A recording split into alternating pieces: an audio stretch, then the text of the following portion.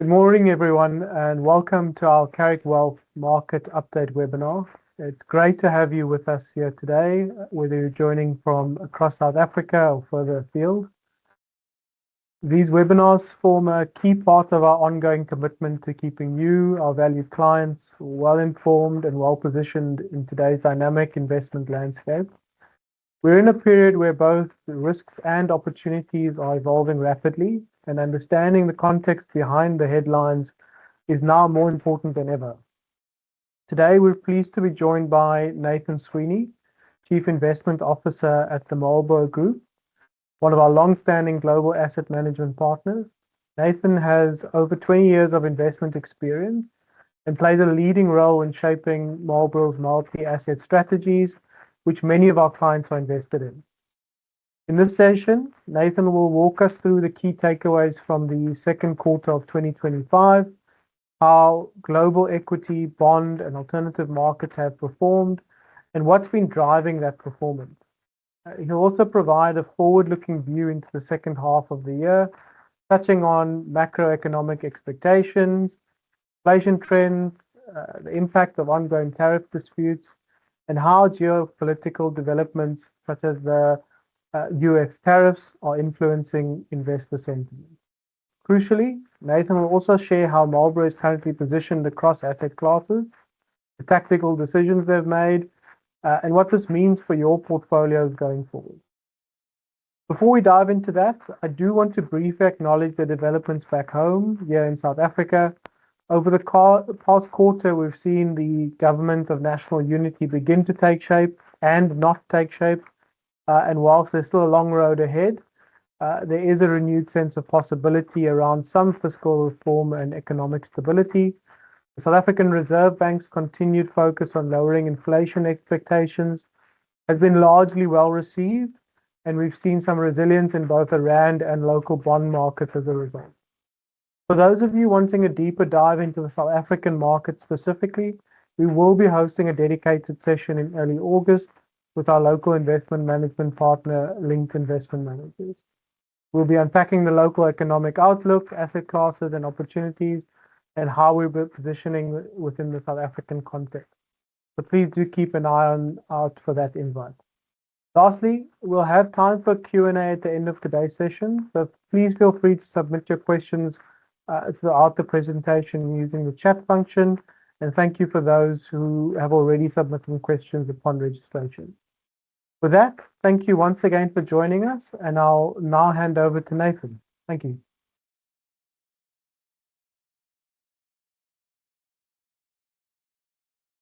Thank you, Rashay, for that introduction, and hello and welcome, everybody. So today, as Rashay mentioned, I'm going to be talking through what was happening in markets, specifically focusing on the second quarter of this year. So normally when we start these, we literally look at how have markets performed. And what you can see here is performance of markets in 2024, which is the gray bar. We've got year-to-date performance, which is that slightly orange bar, and then Q2 2025, which is in black. And I suppose the key takeaway here is that, coming into this year, we had an exceptional year performance for US equities, so performing quite well. And then in the opening half of this year, not so well. So a lot of people calling into question US exceptionalism. And we had some standout performance from Europe, so strong performance on a year-to-date basis and in Q2. We did see the US picking up in Q2 as well as Japan. For fixed income assets, so this is your bonds, so those loans that you make to governments or companies, not performing as well as equities, slightly lackluster, but a lot of that is linked to central bank activity. So if you get rate cuts coming through, it really helps to support those returns. Otherwise, you're just getting the income or yields that they pay. And then lastly, on gold, so we've seen some really strong gold year to date and last year. For gold, but actually in Q2 a little bit slower and actually picking up a little bit more recently. So let's touch on performance. So this shows you the performance of the products which we offer. So we've got our defensive fund, cautious, balanced, and adventurous. And over the quarter, you can see the performance for defensive close to 2%, and adventurous up towards 4%. But it is a slightly different picture if we look at the year to date. Obviously, returns not as good, and that's due to the poor performance that we had in the first quarter of this year. But we are starting to see that change in the second quarter, and then the question really is, what do we expect for the year ahead? And I will touch on that. So you can see performance ranging from close to 2% to about 0.5%. But what I want to do is just give you a little bit of context on the longer term performance, because clearly volatility is the price you pay. Volatility is part of markets, so markets don't go up in straight lines, and ultimately there will be periods when performance isn't as good. But what we would say is that generally in the long term, markets tend to go up, and that's driven by change in technology. And you can see that the longer term performance for the funds are still quite strong. But what I want to do now is just touch on the contribution to return. So what was driving the returns we saw in the second quarter of 2025? And you can see that for the balanced fund, it returned 2.6%. And of that return, the US delivered 1.6% of that 2.6% return. And you can see some contribution also coming from Asia and European equities, just over 0.5% each. Fixed income, as I mentioned, not contributing as much, and some slight detraction from commodities, but very minor. And what we have here is this shows you the actual investments that are contributing to that return. So we can see we have S&P 500. So this is US companies driving that return, as well as Europe and Asia.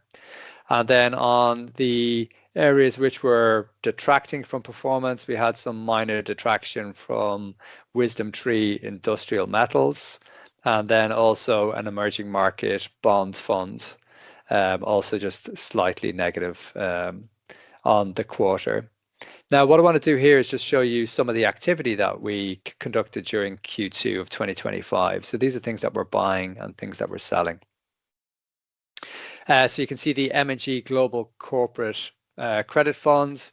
And basically, this is just investing in company bonds. So M&G have a very big brand in investing in fixed income.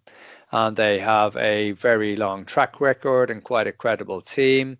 And they produce a lot of great research. So this is just one of the products that they offer, but generally you're looking for good consistent returns coming from M&G. I'll also focus on Luma sales in the US. So this is a fund that tends to have a little bit more in technology companies.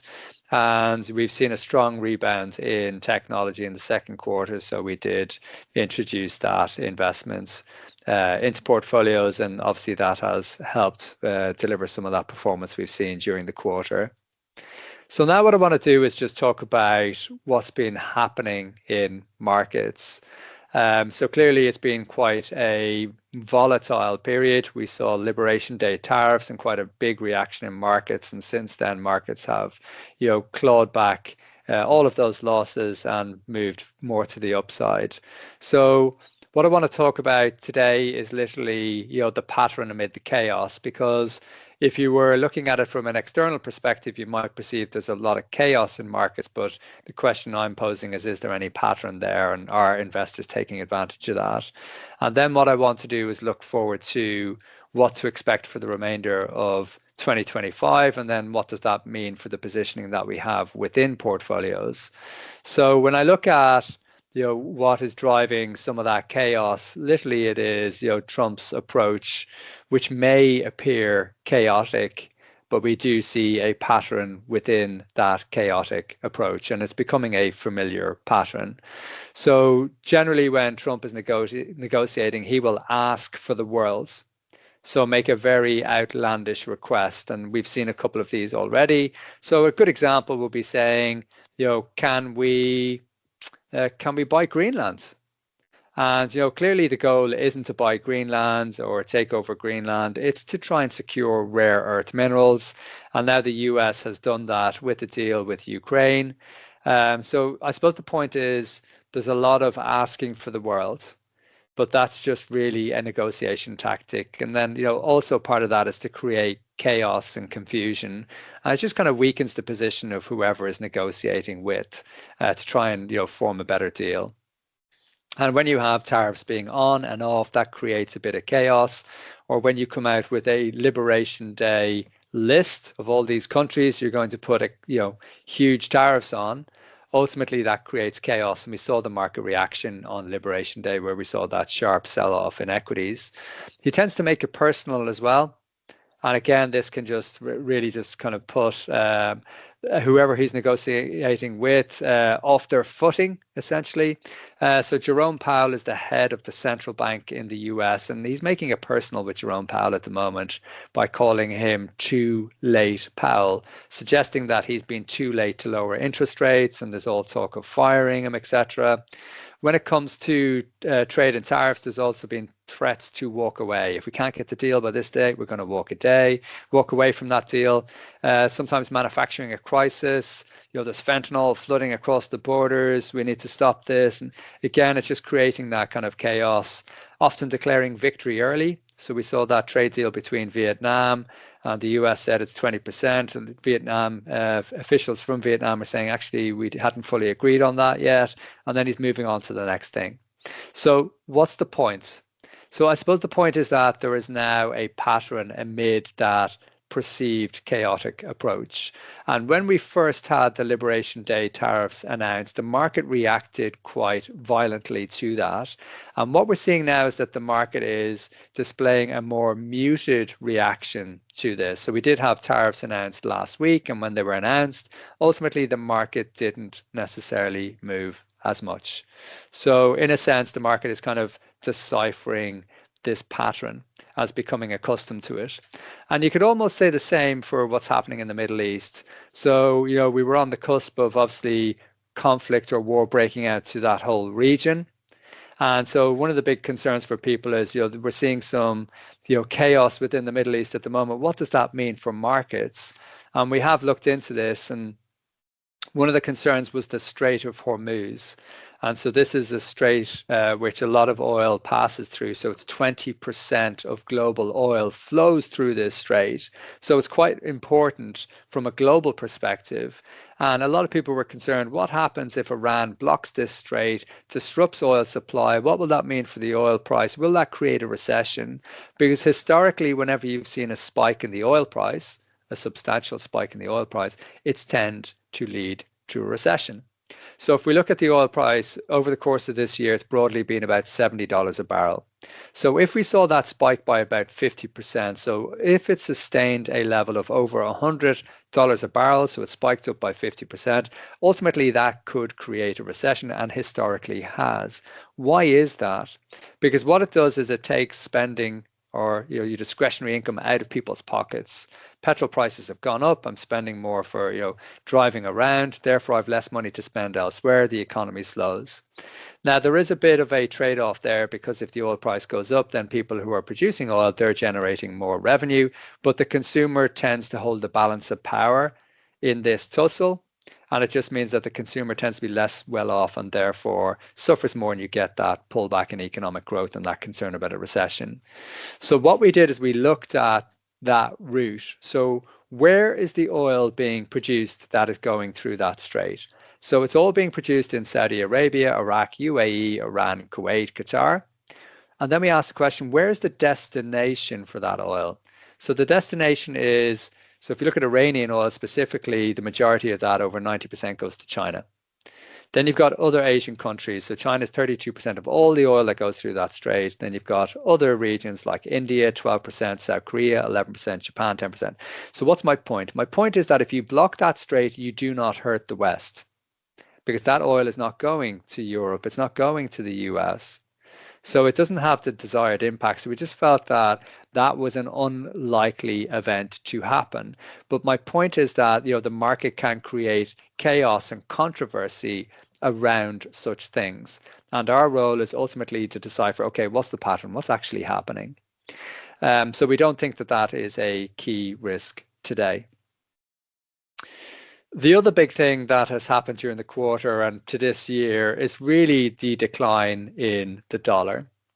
So we haven't seen a move like this in the dollar for a long time. So we've seen an almost 11% move down in the dollar. It depends on the currency, but it's in around that range so far this year. Now, that is similar to instances that we saw back in 1973 and 1986. So the key question people are asking, is the US losing its reserve currency status? And are we going to see a continued weakness in the dollar? So on the first point, is the US losing its reserve currency status? The answer to that is no.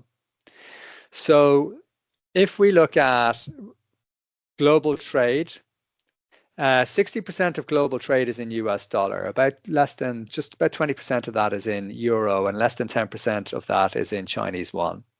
So the question is, who could become the reserve currency of choice if it's not the dollar? We don't think it's the euro, because within the Eurozone, you have 28 different countries trying to decide on stuff. It's very fractured, so you don't tend to get those decisions being made. And as a result, we just don't think that they can be the reserve currency of choice. They don't have the political connection to do that, too fractured. And then for China, we don't think that they can do it too, because there's still a lot of mistrust when it comes to China. So I was at a kid's party recently, and one of the mums was saying she just got a job at Temu and she can't actually get any data from the company she works for. That's a real problem. So I don't think that China can really step into that, guys, just yet. So they need to change a lot of their policy and how they work globally for that to happen. So we think it's a long way out. So the way to think about it is the US is the best house in a bad neighborhood, but global trade is still happening in dollars and still people want to hold on to their dollars. But what about this dollar weakness? So that's an important question. Will that continue? Should we all hedge our dollar exposure? Should we forget about the dollar? And the answer to that, in short, is no. So for the last 10 years, the dollar has been in a stronghold. So why is that? Why is the dollar being so strong? And it's because you have a very strong economy. You have one of the best, if not the best, education systems in the world. You have innovation.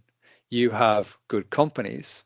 You have policy certainty. And that's the thing that's being called into question now, this policy certainty. So at a government level, good structure, good policy certainty. And with the Trump administration, he's introducing that chaos, but it's premeditated. It's something he's doing on purpose.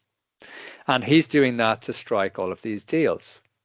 So our view is that ultimately we have seen a bit of this weakness, but the US will come through this, and it's still a strong economy and it's got that innovation, because whenever you've seen a weakening before, there's two sides to that equation. And when you've seen a material weakening in the dollar, it's also been because the US economy is slowing, and because it has slowing growth, it's basically economy is slowing, and therefore its currency is also slightly weaker.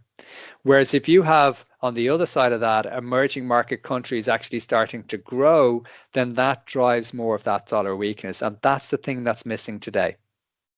So because we have these Liberation Day tariffs, there's concerns that increases inflation, reduces growth, and causes supply chain disruption, and therefore US companies will be weaker as a result. The inflation has moved up a bit, but not a lot. Growth hasn't really come off. It's actually improved. And supply chain disruption hasn't happened. So we don't think that is, it's something the market was concerned about, but because it hasn't happened, it's not going to lead to further weakness. And then the problem, I suppose, for emerging market countries is actually they don't benefit from these tariffs. It'll make their economy slightly weaker. So we don't see that strength coming through, which is the other side of that trade. So therefore, I think that this trend for the dollar to be stronger is still in play. So we've had 10 years of dollar dominance and 6 weeks literally of weakness, and people are calling that into question. We think it's a bit too short term in our view. Okay, so what next? So we've talked about the key themes for the second quarter, and the question is really, what should we be looking at moving ahead? What this chart shows you is it shows you company earnings. So what are the expectations for companies in the second quarter of this year in the US? And you've got that kind of blue bar there, and that shows you what was expected. And then, the dot is basically what was actually achieved. And the point here is that markets tend to, underestimate what they're going to do, but over deliver. And that's a common theme. So coming into this quarter, basically companies have said, actually, things are probably going to be a little bit worse because we've had these Liberation Day tariffs, and that's going to increase inflation. It's going to reduce growth. It's going to create supply chain disruption. But that really hasn't happened. And because that hasn't happened, we expect returns to be better than expected. And on top of that, you also have the proliferation of new tools which are linked to AI, which are helping companies to reduce costs, become more productive. So productivity is going up, and which that ultimately drives growth as well. So we're a bit more optimistic than most about, the potential for companies to deliver. And then you could ask, well, what about these, tariffs? Because, they're still coming into play, and, they're likely to have an impact on growth. And yes, growth is likely to be slightly lower as a result of tariffs, but we have to, remember that there's ways and means for companies to adapt to tariffs. And what this chart shows you, it just shows you basically exports going from, China to the US. And you can see that, direct exports from China to the US fell by 43% in May. So a huge drop off in May because of those tariffs being announced. But interestingly, you can see that shipments to the US from Vietnam jumped massively. So they actually jumped by 42%. It's quite ironic that those numbers are pretty much the same. So what that shows you is that Chinese goods are just being rerouted via another country. And this is why the US administration has put 20% tariffs on goods coming from Vietnam and 40% tariffs on goods being trans-shipped through Vietnam. So if those goods are being rerouted from China, instead of going direct to the US through Vietnam, then to the US. So does that mean that, these tariffs will be high and will create that inflation? And again, we think the answer is probably not as much. Why is that? So in 2023, we've looked at some research from ASR, and they said in 2023, there was 150 billion worth of goods that went from China to the US, which were mislabeled. Actually, instead of it being, cars, it's something which is cheaper. So they were mislabeled as something else to get that invoice number down. So they were misinvoiced. The price on that was lower than it actually was as well to get, basically the tariff down, the tax down. Or it was transshipped through another country. So if I can't send it through Vietnam because there's a 40% tariff, I'll just go to Vietnam, then Cambodia, then to the US. So the point here is that there is always a way around these things. So yes, it's likely to have an impact, but not as much as people expect. Is the takeaway here. So what else should we be looking at? I think really it's around central banks. There's a lot of pressure on central banks to lower interest rates because inflation has come down. The inflation as a result of tariffs really hasn't spiked much. And therefore, there's a lot of calls, particularly in the US, for central banks to lower rates. This is showing you the Bank of England, but you can apply the same thesis to central banks everywhere. Whereas, historically back in 2022, 2023, everybody was raising interest rates. And now we're seeing people looking to cut interest rates. So the dark kind of blue bar is saying, look, these are voting members within those committees, and they're saying, hey, we should be cutting interest rates. So that's a change in view. And as we've mentioned before, cutting interest rates really does help companies because it helps to reduce their cost. So we do expect to see more pressure on central banks to cut interest rates, particularly in the US. And we do expect to start to see interest rate cuts coming through because we're not seeing that material rise in inflation coming through. So hopefully that gives you a little bit of insight into what to expect from markets in the second quarter. But now I'm going to talk about positioning within the portfolios. So we've kind of mentioned, look, inflation generally is easing. So it's come down a long way from the highs that we've had a couple of years ago and is trending between 2-3%.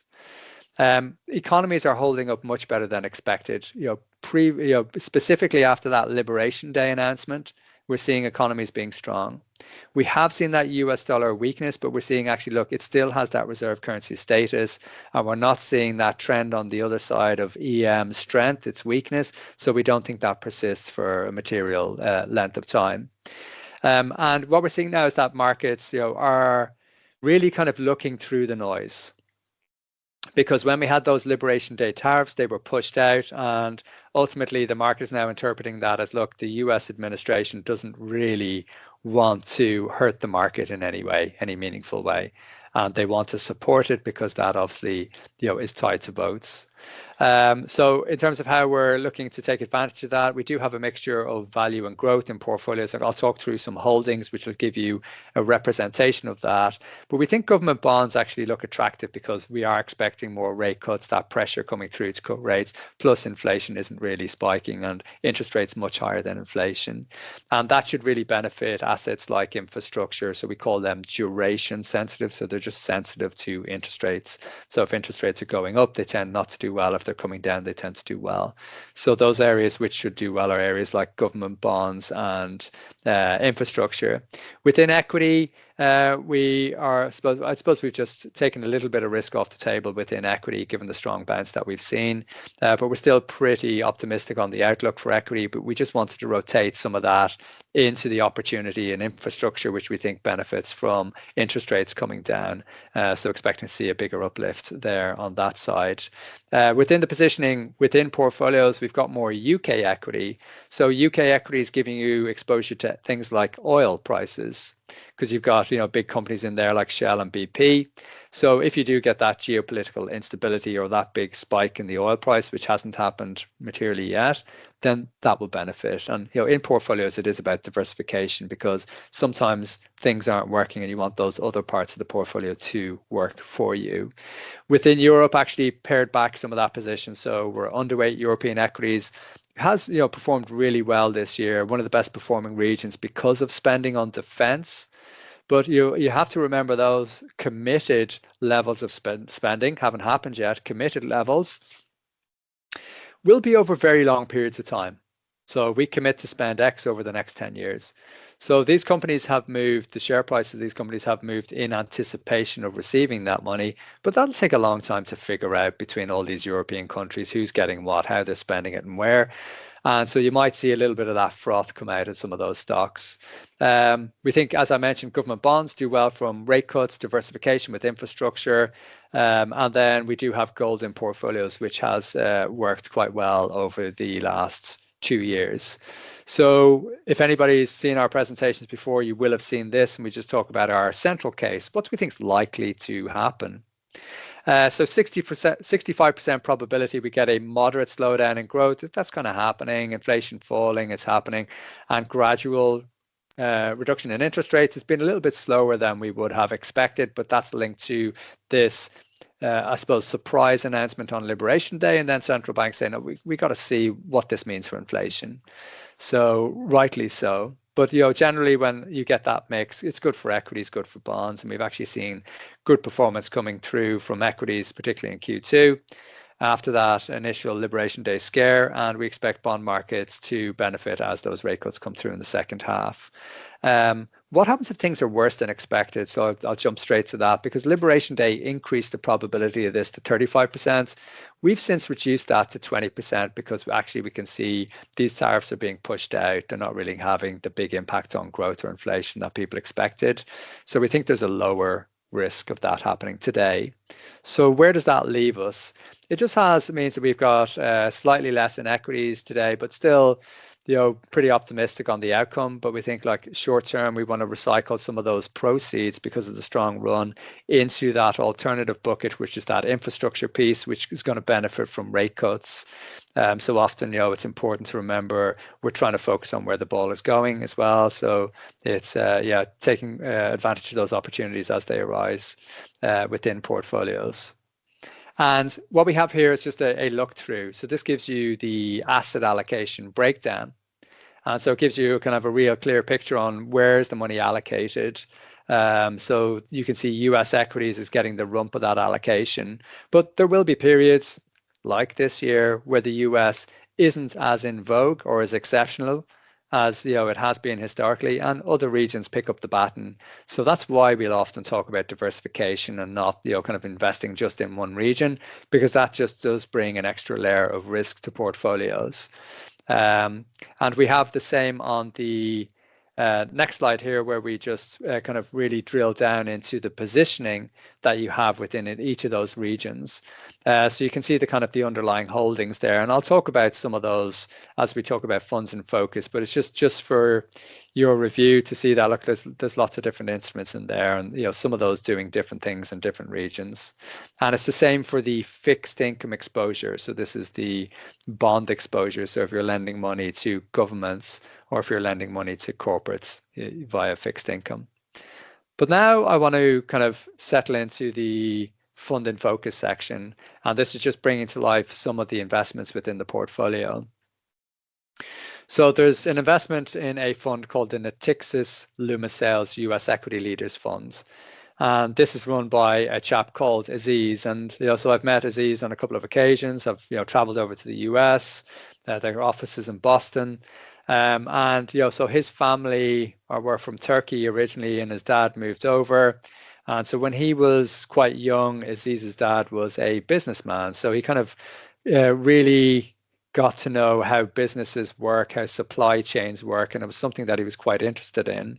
So when he invests in companies, he really wants to understand what their product is, what the potential for that is, who their competitors are, what the supply chain is, what's the long-term potential. And it just means that when they're identifying companies to invest in, they're thinking a lot longer into the future than most people. So if you look at the markets today, they tend to go quarter to quarter, and he's thinking, okay, bigger picture, what's the real technology that's driving this company, and what's the potential for that? So a good stock example would be Nvidia, which is now the biggest company in the world. So this company really behind AI, so it's a market leader in that, still seeing strong demand coming through for its products, so it's microchips, and it is really profitable at the moment, and it's only really early into that journey. And I suppose a lot of people do ask about AI and their exposure to AI, and I often say that themes or investment themes become mainstream if it's a good theme. If it's a good theme, it becomes mainstream, and once it's mainstream, you get access to it. And a lot of the big companies today, which are in the portfolio, like Microsoft, Amazon, Google, they are all in this AI space. So you are capturing that theme within your mainstream portfolios today. The Vanguard FTSE UK Equity Income, this is a tracker fund, but when we buy trackers, it's an active decision, because you can call it pactive, so it's kind of passive active. Essentially what you're doing here is you're deciding, how do I want to get my exposure, and what type of exposure do I want? You could buy something which tracks the FTSE 100, the 100 companies, but maybe that's not what you want. Maybe you want exposure to something else. So the UK Equity Income Index gives you more exposure to energy and oil and defensive companies like consumer staples.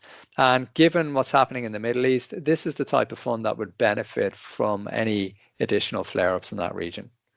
Particularly with that exposure to energy in there. So we really do think about the passives which we're buying, what they're doing, what we want them to do in portfolios. So we'd often say that even using a passive is an active decision. So I'm going to stop at that point just to take on any questions. I can appreciate that there was a lot in that, but yes, happy to take any questions that you might have. Thank you, Nathan. That was a really insightful presentation. We do have a few questions that have come through. Let's go straight into it. The first is your view on the investment value into AI ETFs. Is it too bleeding edge or worth a potential future commercial value? Yeah, so I think, so I do think that AI is a great technology, and it is likely to increase productivity globally. So it does warrant investing. Now, however, I would say, like, you are getting exposure to that theme in portfolios today. So I've kind of mentioned, if it's a really good theme, it's going to get picked up in your broader investment. I suppose one of the risks you always carry with thematic funds is that they tend to run hot, and then it can be out of vogue. So themes change. So I'm not suggesting that this theme isn't going to run for a sustained period of time, but that can happen. So that's the risk. So if you're in a diversified portfolio, it's just giving you exposure to that theme plus other themes. So you get multiple themes in your portfolio. So that to me is a sensible approach. But I think, following on from AI, you're likely to have, quantum computing will come next. So there's always a new theme. But ultimately, if it's successful, you'll have exposure to it. Great. Thanks, Nathan. We've got a further question on growth opportunities, again through ETFs, and specifically in emerging markets. And the question makes reference to India and potential. What is your view on that? Yeah, so if we look at India, ultimately, we have seen strong performance from India, similar to the US over the last, call it 10 years. And if we look at the market as well, it looks slightly expensive relative to its history because it's done so well and people are paying up for those companies. And we've seen a little bit of lackluster return earlier in this year, people questioning, actually, is it a bit expensive? Should I be looking at other regions to diversify into? So people allocating back towards China. I think, structurally longer term, yes. So you've got a very young population, developing its tech as well. So India looking to get into all of these new technology developments, call that AI and other themes which are coming through. So I do think yes, but again, you do capture that within portfolios too. So yeah, that's one of the benefits of investing in diversified portfolios, because we have exposure to Asia and EM, and within that you get India. Great, thanks. And then, specifically around the tariff situation, we've got a question on what sectors would be desirable in a post-war high tariff world. So I suppose it depends on the impact of those tariffs. So if we look at Nike would be a great example. So Nike basically manufacture a lot of their product in Vietnam, and the share price has fallen substantially because it's going to be tariffs, etc. So it increases the cost on Nike of manufacturing those goods, and then they have to increase the cost on the sale, or else reduce the cost, and then they take a profit hit. So it depends on how the tariff field levels out and what that means. So is the manufacturing of clothing likely to come back to the US? No, because it's too expensive to do. So what we want to see, what is the outcome of that, and what opportunities does it throw up? So if something has sold off meaningfully in anticipation of a worse outcome, which has happened for some of these stocks already, then that creates the opportunity. So then it's looking at some of those sectors which are linked to tariffs. So pharmaceutical would be a good example. What does it mean for pharma? What does it mean for consumer goods? Because all of those are manufactured and produced in Asia. What does it mean for autos as well? So often the market sells off too much, so then you get an opportunity in some of those names. Brilliant, thanks.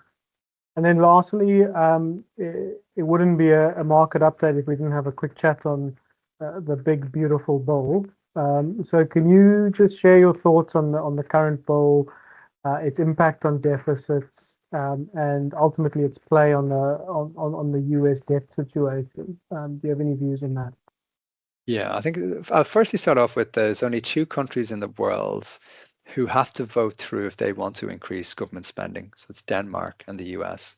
So what that does is it creates this almost it's almost this show in markets every year where they have this big debate on the debt ceiling and raising it and getting it through the House and the Senate.